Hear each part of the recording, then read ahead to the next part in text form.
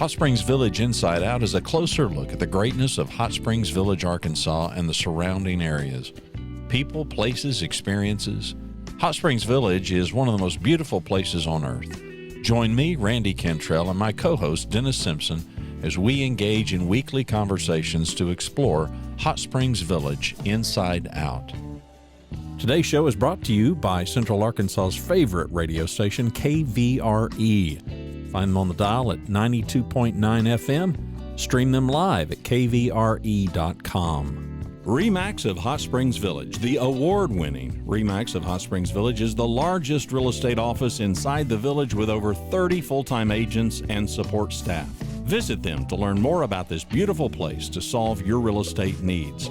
Call them today at 1-800-364-9007 or find them online at explorehsv.com.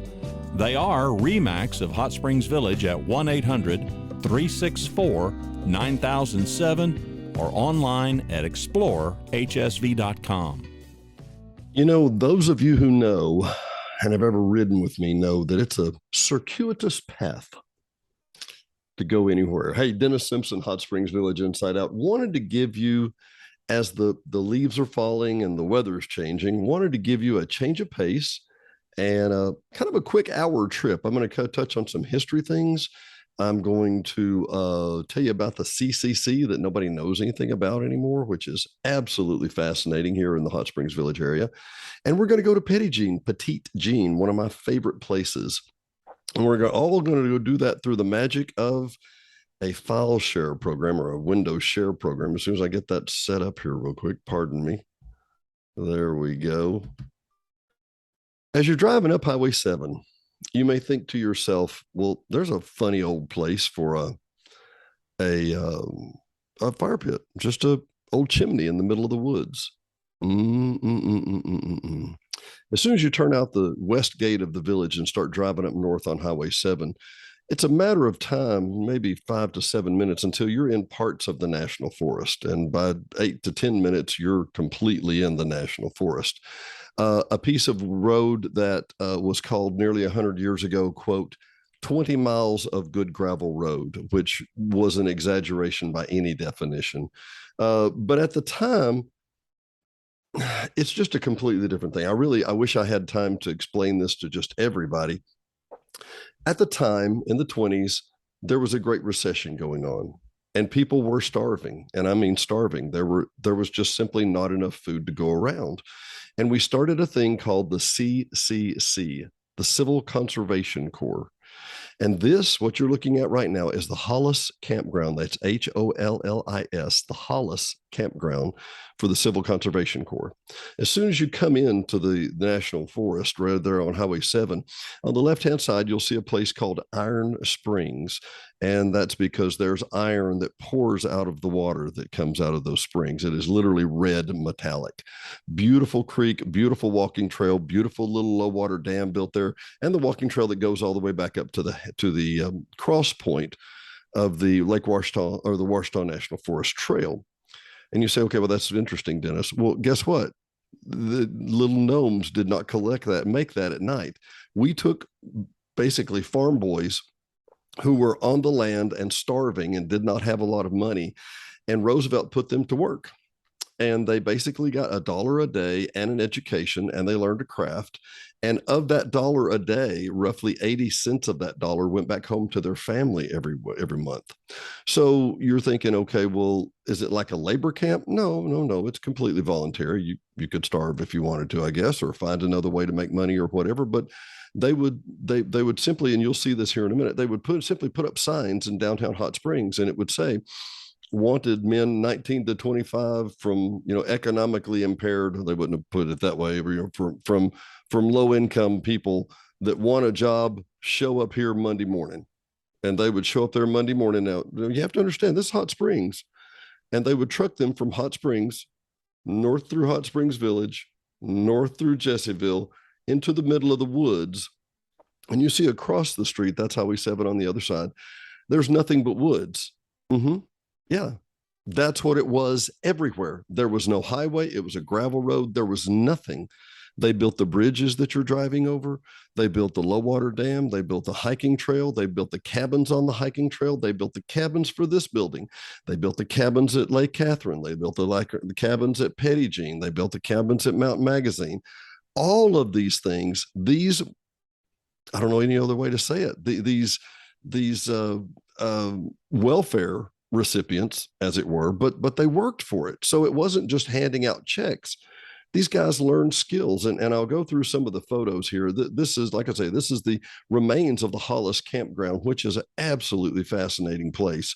Let me flip through here just a minute. There's some hiking trails or little paths that go through here, and these paths that you walk along on this hiking trail are actually the paths that the recruits would walk along as they would get ready.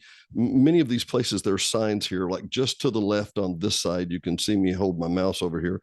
That area over there actually is excuse me, just one second here. That area over on that side is actually, pardon. Yeah, there we go. Is actually where the dormitories were. Just to the right, where you're looking at the large green knoll there, that's where the kitchen was.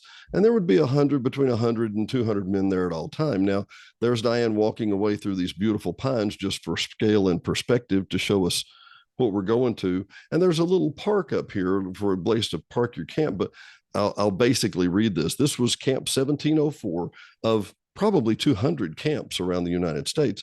And there's a little diagram here. I'll be happy to email this to you. It's obviously too hard to see on a screen here. And for those of you listening, I'm sorry, you're going to have to just come to the special episode at our YouTube channel. But the Hollis Company was built by 200 or 300 men. Now you have a better picture here, and I'm shooting through some glass. But one of 16 Civil Conservation Corps camps built in the Ouachita National Forest. The first enrollees were from the Missouri and Arkansas, arrived May 22nd, 1933. And once again, this was a method to keep from just passing out checks to people and trying to keep them afloat. We taught them a skill. They would get up in the mornings, go to breakfast. They would work typically from 8 to 2 or 3. And after 2 or 3 or 4, they would have school. They would have classes.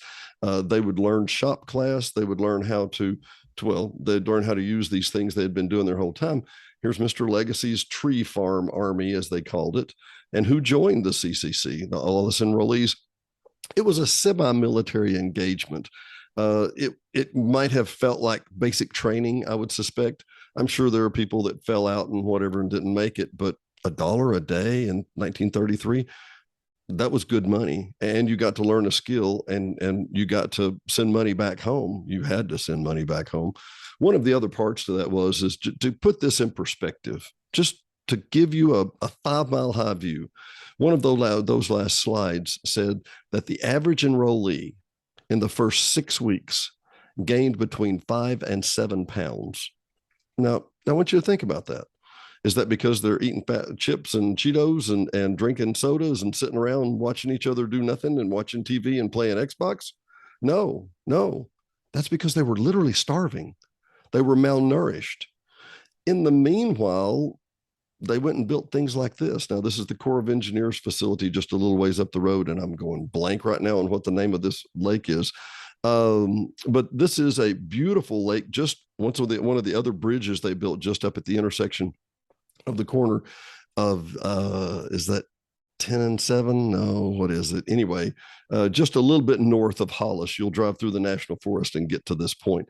Once again, an absolutely beautiful place. Let me see if I've got any more slides here. I think that may be the last one for those. But what I'm trying to explain to you is just a few minutes north of Hot Springs, you can go just about anywhere you want to go. We have some magnificent trails, and it's built by the CCC and the WPA. And you say, well, Dennis, why are you bothering us with? Why do you explain these level of details to us?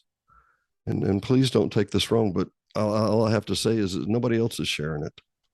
Nobody else is trying to explain what our forefathers had to go through, what they had to do, how they had to live, and frankly, how they kept from starving.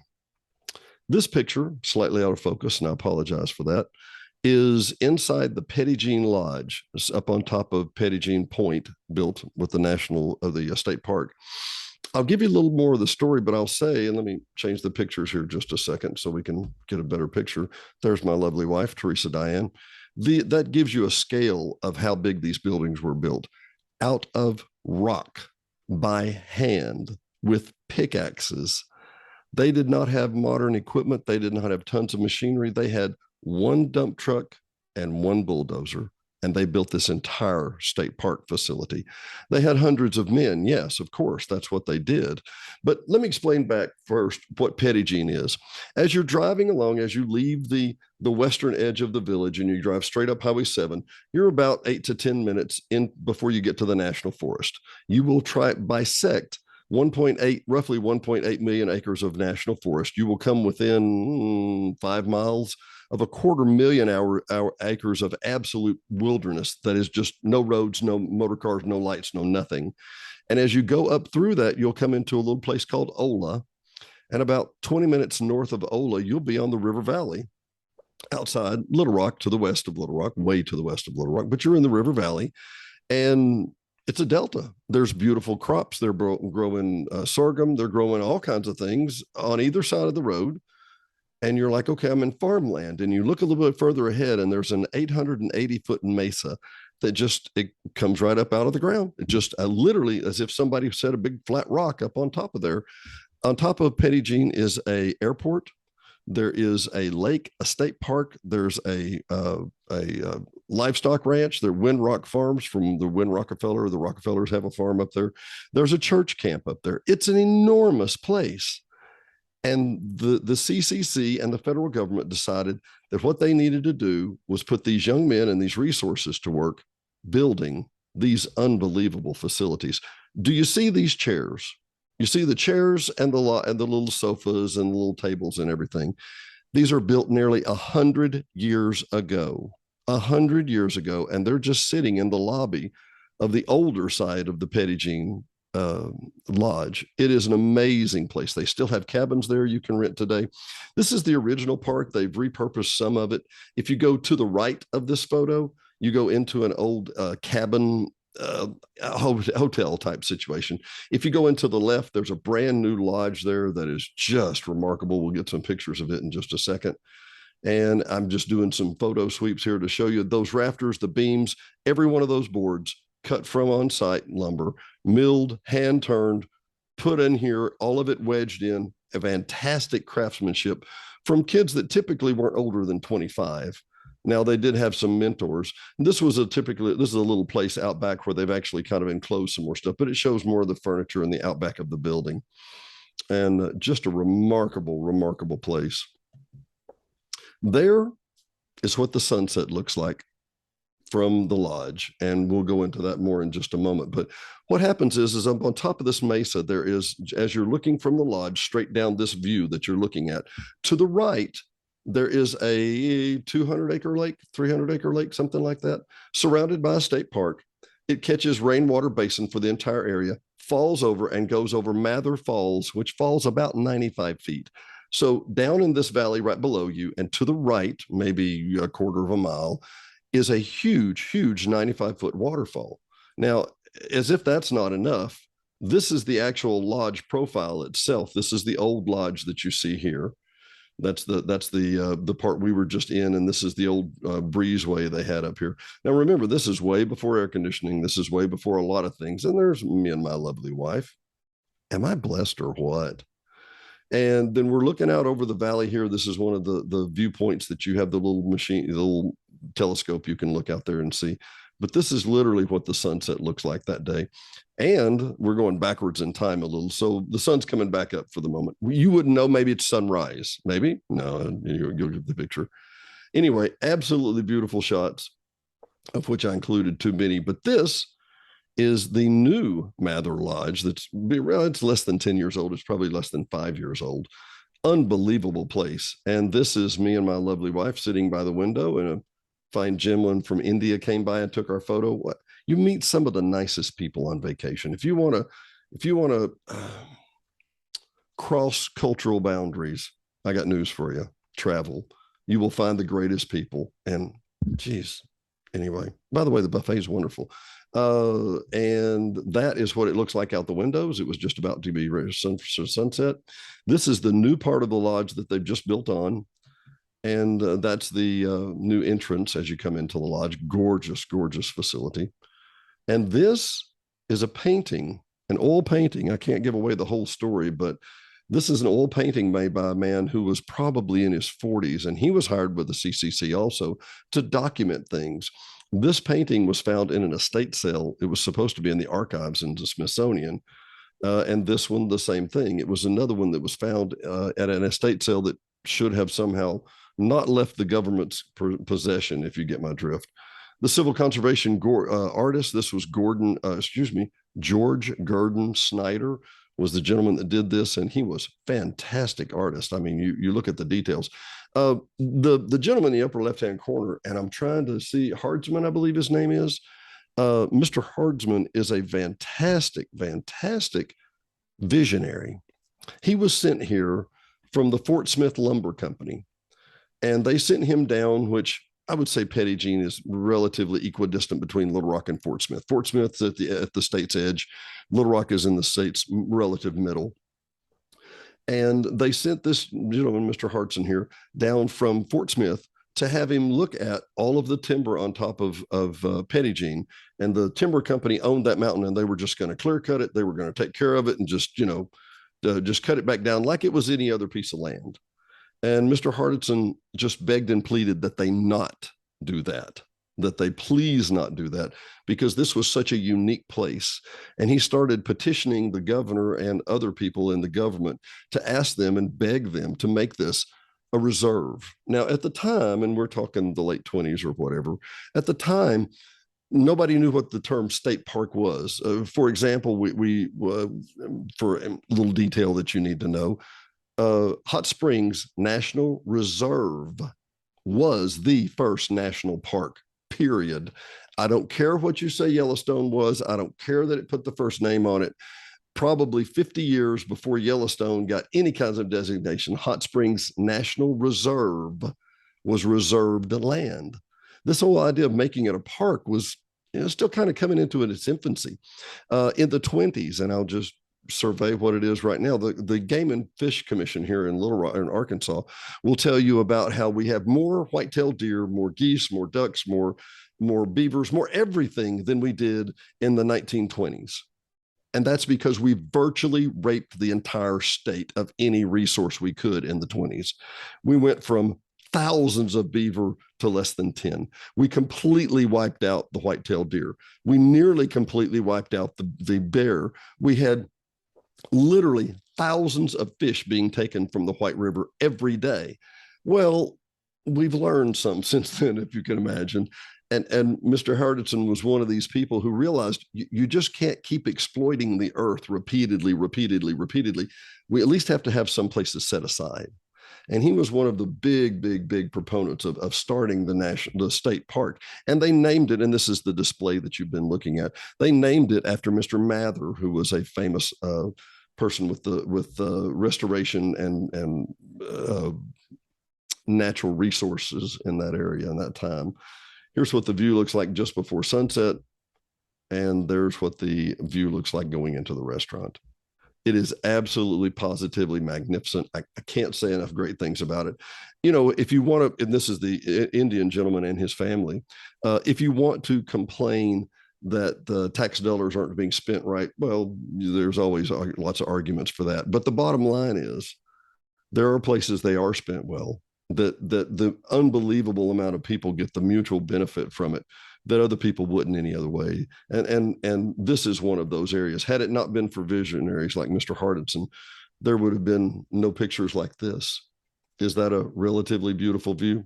Let's let that play. It's going to be in lower definition than I wish, but this is just down the point. We're looking down that valley I was just telling you about, and we're looking up into the valley from a viewpoint just down the way. I think there's going to be a pretty wife down there on that end. Well, there should have been. But anyway, this is what it looks like from the top of the mountain on the very end. It is simply extraordinary. That's Petit Jean State Park. I'll give you the closing moments. I'll give you what is the foundation of this whole story, and that is that Petit Jean. You see the river in the distance down here? That's the Arkansas River. The French explorers were coming up in the middle to late 1700s. And as they came up the river, they had a cabin boy, an assistant to the captain, who became very ill indeed. And his name was Petit Jean, or Little John. And they stopped at the base of the mountain, and the mountain bumps right up against Petit Jean. The Petit Jean Mesa is literally right beside the Arkansas River. It's a 270-degree view from the vistas on the other side here. But all that said, they took Petit Jean up to the top of the mountain because they knew what the problem was. Medical science had told them that was the bad air down there at the river, obviously, right? I mean, who didn't know that? So they brought Petit Jean up to the top of the mountain, and they unwrapped Petit Jean because he was in a sweat, and Petit Jean was Petit Jean. That's right, Petit Jean. So that's where all this came from. There's my lovely wife, and I wanted the lodge is literally just over her shoulder in the background there, and I wanted to just show that real quick. And right behind here, one of the beautiful things about this is that there's tons of hiking trails around here. And I'll flip back around here in just a moment and show you some of those. I think the place that I really needed to show you is that as we were hiking around these trails, the scope was just difficult to explain. We look like ants underneath these huge boulders that are just balanced up on top of huge rocks. And let me go back around here real quick. There's a little hiking trail with the puppy. And I hope this will play just for a moment, just to give you some perspective of how big these rock clusters are. It's just unbelievable. Yeah. I hope that gives you scope for what we're talking about here. And there's a system of hiking trails that goes up through the Petit Jean forest, the Petit Jean area like this, that are really, it's hard to describe. I think the total trip was an hour and a half on the walk that we did. And if you'll notice, we had our little red dog with us. He's a sweetheart. And a lot of pretty amazing rock formations, some pretty huge areas here. And you got to take a break every now and then. I mean, come on, right?